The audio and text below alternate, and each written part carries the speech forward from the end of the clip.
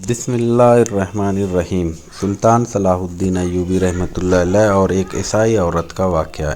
एक दफ़ा दिन के वक्त सुल्तान सलाहुद्दीन अय्यूबी रज़ी अल्लाह तआला अन्हु अपने कमरे में आराम फरमा रहे थे, क्योंकि सुबह के वक्त सुल्तान सलाहुद्दीन अय्यूबी बहुत तवील सफ़र से लौटे थे। चंद लम्हों के बाद एक सिपाही आपके कमरे में दरवाज़े पर आया और अंदर आने की इजाज़त चाही। सुल्तान सलाहुद्दीन अय्यूबी चूँकि आराम फरमा रहे थे, लिहाजा अंदर से कोई जवाब न आया।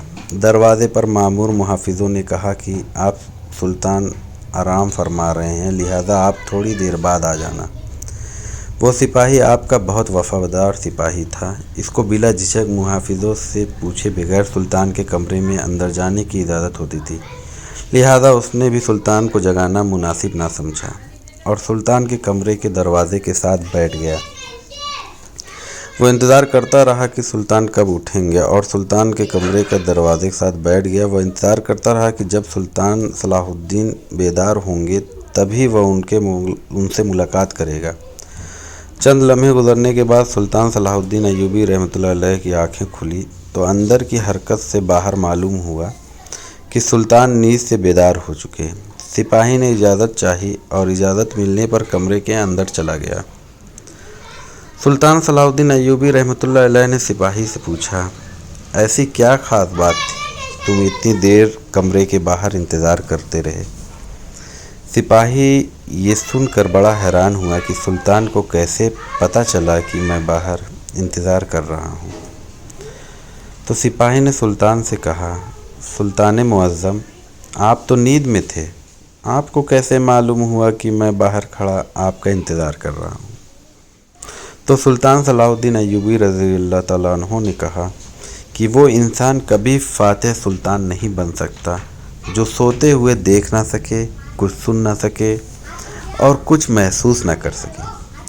फ़ातिह सुल्तान और बहादुर सरदार वही होता है जो सोता हुआ सुन भी सके, देख भी सके और महसूस भी कर सके। सिपाही बड़ा हैरान हुआ और फिर सुल्तान ने पूछा, बताओ क्या बात है? उसने कहा, सुल्तान मुअज़्ज़म, शाही हकीम साहब आपसे मिलना चाहते हैं। सुल्तान ने कहा, इजाज़त है, आप हकीम को अंदर ले आइए। सिपाही बाहर गया और चंद लम्हों के बाद शाही हकीम को लेकर सुल्तान सलाहुद्दीन रहमतुल्लाह अलैह की खिदमत में हाजिर हुआ। सुल्तान सलाहुद्दीन अय्यूबी रहमतुल्लाह अलैह ने हकीम से पूछा, हकीम साहब बताओ, आप क्या बात है, आखिर आपने मुझको इतनी जल्दी मिलने की क्या ज़रूरत पेश आ गई?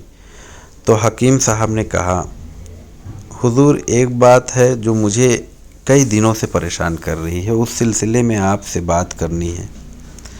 सुल्तान सलाहुद्दीन अय्यूबी रज़ी अल्लाह तआला अन्हु ने उससे पूछा, बताओ कौन सी बात है? तो उसने कहा, सुल्तान मुअज़्ज़म, मेरे हकीम खाने में मेरी बहुत सारी शागिर्दों में से एक शागिर्द है जो कि एक ख़ातून है और ईसाई मज़हब से ताल्लुक़ रखती है। उसने इस्लाम के बारे में बहुत कुछ पढ़ा है और बहुत कुछ सीखा है, लेकिन उसके ज़हन में चंद सवाल हैं जिसकी वजह से वो उलझ कर रह गई है और अभी तक मुसलमान नहीं हुई। वो चाहती है कि मुसलमान हो जाए, लेकिन एक सवाल का जवाब मेरे पास नहीं है, जिसकी वजह से वो अभी तक मुसलमान नहीं हुई। सुल्तान सलाहुद्दीन अय्यूबी रज़ी अल्लाह तआला अन्हु ने मुस्कुरा कर कहा, आप हकीम के होते हुए भी तुम्हें एक सवाल का जवाब नहीं आया? बताओ वो कौन सा सवाल है जो उस औरत के ईमान लाने के दरमियान रुकावट बना हुआ है? हकीम साहब ने कहा कि सुल्तान मुअज़्ज़म, वो औरत कहती है कि आखिर मुसलमान खिंजीर का गोश्त क्यों नहीं खाते? इसे खाने में आखिर बुराई ही क्या है? क्या इसके खाने में कोई नुकसान है? किस वजह से मुसलमान खिंजीर का गोश्त नहीं खाते बल्कि इससे सख्त नफ़रत करते हैं? और वो ये कहती है कि हमारे गांव में तो सभी लोग अक्सर खिंजीर का गोश्त खाते हैं और अपने कबीलों में खिंजीर पालते हैं और बड़ा होने पर इनको काट कर खाते हैं, और जब वह मुझसे सबक लेकर अपने घर वापस जाती है तो अपने घर वालों में के साथ खिंजीर का गोश्त ही खाती है, क्योंकि यहाँ तो उसके लिए खिंजीर का गोश्त मयस्सर नहीं।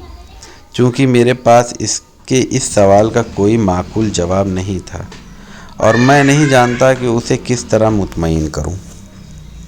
لہٰذا اگر آپ اس کے سوال کا جواب دیں گے تو ممکن ہے کہ اس کے نور ہدایت کی طرف آنے کا ذریعہ بنے اور شاید وہ غیر مسلم عورت مسلمان ہو جائے۔ یہ سن کر سلطان صلاح الدین ایوبی رحمۃ اللہ علیہ نے حکیم سے مخاطب ہو کر کہا کہ کل تم اس خاتون کے ساتھ دربار میں حاضر ہو جانا۔ دوسری صبح جب سلطان دربار پہنچے تو حکیم صاحب اس خاتون کے ہمراہ تشریف فرما تھے۔ پھر حکیم صاحب نے بتایا کہ سلطان معظم، یہ ہے وہ خاتون جو میری شاگرد ہے اور جس کا میں نے آپ سے ذکر کیا تھا۔ پھر اس عورت نے کہا، سلطان نے اس عورت سے کہا، بتاؤ خاتون تمہارا کیا سوال ہے؟ اور اس عورت نے کہا، سلطان معظم، میں نے اسلام کے بارے میں بہت کچھ پڑھا ہے اور سیکھا ہے، یہاں تک کہ میں اس جگہ پر آ گئی ہوں کہ میں اسلام قبول کر ہی لوں، لیکن ایک بات ہے جو مجھے اسلام قبول کرنے سے روک رہی ہے، اور وہ بات یہ ہے کہ اسلام خنزیر کے گوشت کھانے کی اجازت کیوں نہیں دیتا ہے؟ یہ تو ہماری سب سے پسندیدہ خوراک ہے، چاہے کچھ بھی ہو جائے میں تو اس کو کھانا نہیں چھوڑ سکتی۔ میں نے اسلام کی تعلیم حاصل کرنے میں ہر جگہ دیکھا ہے کہ جہاں بھی اسلام نے کسی چیز سے روکا ہے تو اس کے منع کرنے کی وجہ اور اس کے نقصان کے بارے میں بھی بتایا ہے، لیکن خنزیر کے گوشت کے سلسلے میں نہ تو مجھے کوئی دلیل نہیں ملی اور نہ ہی میں نے جب اپنے بائبل کو پڑھا تو اس میں بھی خنزیر کا گوشت کھانے سے منع نہیں کیا گیا ہے، تو پھر اسلام نے اسے کیوں منع کیا ہے؟ آخر اس کے گوشت میں ایسی کیا خرابی ہے؟ یہ تو عیسائیوں کی سب سے پسندیدہ خوراک ہے۔ یہ سن کر سلطان صلاح الدین ایوبی رحمۃ اللہ علیہ اس سے مخاطب ہوئے اور کہا کہ اللہ تعالیٰ نے قرآن پاک میں 3 جگہوں پر خنزیر کا گوشت کھانے سے منع فرمایا ہے۔ پھر آپ نے ان آیات مبارکہ کا بھی ذکر کیا۔ پھر سلطان نے اپنے ایک مشیر کو کہا کہ وہ بائبل کی کتاب لاؤ جو اپنی اصلی حالت میں موجود ہے۔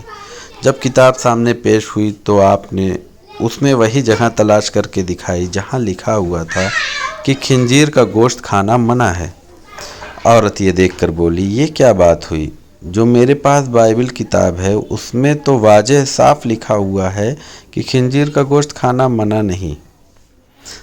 سلطان صلاح الدین ایوبی رحمۃ اللہ علیہ نے کہا کہ مجھے ترس آتا ہے تمہارے ان لکھنے والوں پر جو اپنی عیاشیوں کے لیے اس پاک کتاب کو اپنے لفظوں سے بالکل تبدیل کر رہے ہیں۔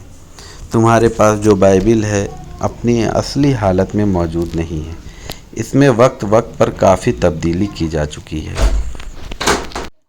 پھر سلطان صلاح الدین ایوبی رحمۃ اللہ علیہ نے فرمایا کہ یہ تو میں نے کتاب سے ثابت کیا ہے، اب میں تمہیں علمی طبیعت کے لحاظ سے ثابت کر کے بتاؤں گا۔ تو سلطان نے اس خاتون کو حکم دیا کہ کل خنزیر کا گوشت پکا کر صبح میرے دربار میں لے آنا۔ وہ عورت سلطان کے سپاہیوں کے ساتھ جنگل میں گئی اور ایک خنزیر کا شکار کیا اور اگلی صبح اس کا گوشت پکا کر سلطان کے سامنے لے آئی۔ سلطان نے گوشت کو ناپسندگی سے دیکھتے ہوئے خاتون سے کہا، یہ اب اس پکے ہوئے گوشت میں سے ایک بوٹی نکال کر چھری کے ذریعے اس کے 2 حصے کرو۔ جب خاتون نے بوٹی کے 2 حصے کیے تو اس کے درمیان میں سے گوشت کچا تھا۔ سلطان نے کہا، اے خاتون، کیا تو نے اس گوشت کو اچھی طرح سے نہیں پکایا؟ نہیں سلطان معظم، میں نے اس کو بہت اچھے سے پکایا ہے۔ سلطان نے کہا کہ اب تمہاری سمجھ میں میری بات ضرور آ جائے گی کہ اس حرام گوشت کو چاہے جتنی اچھی طرح پکا لو، ایک بار پکاؤ یا بار بار آگ کی تپیش دو، یہ پوری طرح پکتا نہیں ہے۔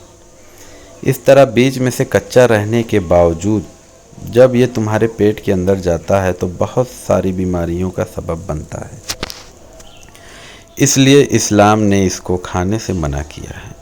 آپ خود ایک حکیم کے زیر اثر تعلیم حاصل کر رہی ہیں، لہذا آپ خود اندازہ لگائیے کہ اگر کوئی کچی چیز جب آپ کے پیٹ کے اندر جائے گی تو وہ اندر جا کر کتنی خرابیاں پیدا کرے گی۔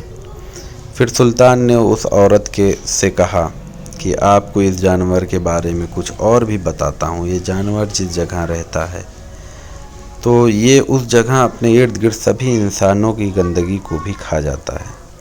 इसकी अक्सर खुराक बहुत ही गलीज़ होती है और सबसे हैरान कुन बात यह है कि खिंजीर वो वाहिद बेशर्म जानवर है जब उसकी मादा यानी उसकी बीवी के साथ जब कोई दूसरा खिंजीर जिनसी ताल्लुक़ कायम करता है तो वो खुश होता है और फ़ख्र महसूस करता है।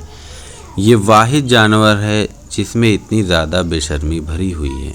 आप खुद देखें कि जब आप ऐसे जानवर का गोश्त खाएंगे जिसकी बुनियाद गलाज़त से भरी हुई है तो आपको क्या फ़ायदा होगा।